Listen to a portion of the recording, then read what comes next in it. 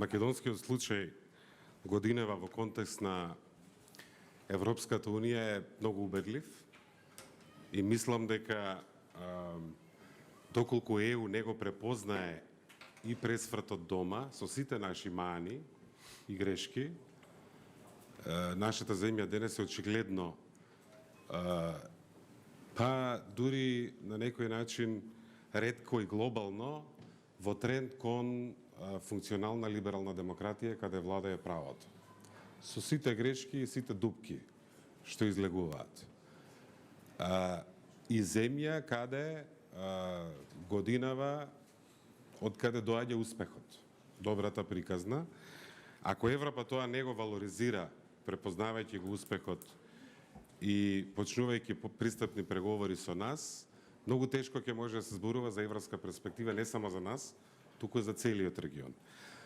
За да го направиме ова уште поневозможно, да нема ниту една земја што ќе си дозволи да не биде дел од овој консензус, многу е важно да се работи на правдата, без разлика од каде доаѓа огрешувањето кон законот. Многу е важно да се обезбеди телото кое што продуцираше резултати, специјалното јавно обвинителство, да се обезбеди дека таа експертиза и резултат ќе има иднина, која што нема да се однесува само на прислушкуваните разговори, туку ќе има еден општ мандат да се гони висока корупција. Тоа е пред се важно за нашето општество, меѓутоа на неколку земји членки им е исклучително важно. Јас последниот период бев надвор од државата и со сите министри за надворешни токму од овие земји членки со кои што се сретнав, го истакна ова прашање.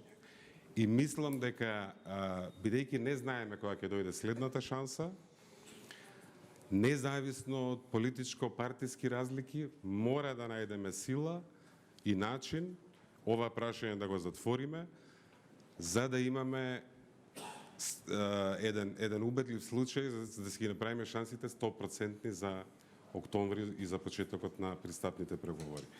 Ова не е агенда на една партија, ова е агенда на целиот народ и на сите граѓани, кои 86% поддржуваат европска иднина за државата, што е повеќе од сите политички партии заедно во смисла на рейтинг. Ја следиме посетата на претседателот на Франција на Србија внимателно. Мислам, ако забележавте, во неговиот настап, меѓу другото се превиуваше една формулација дека потребата од внатрешна кохезија и внатрешни реформи во Европската Унија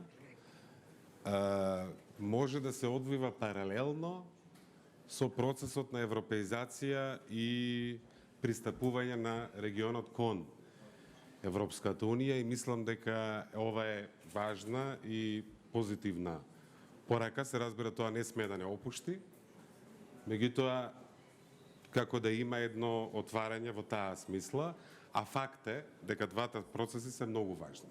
И првиот, и вториот. Наше е да работиме ова да го направиме до крај убедливо, за да успееме во октомври.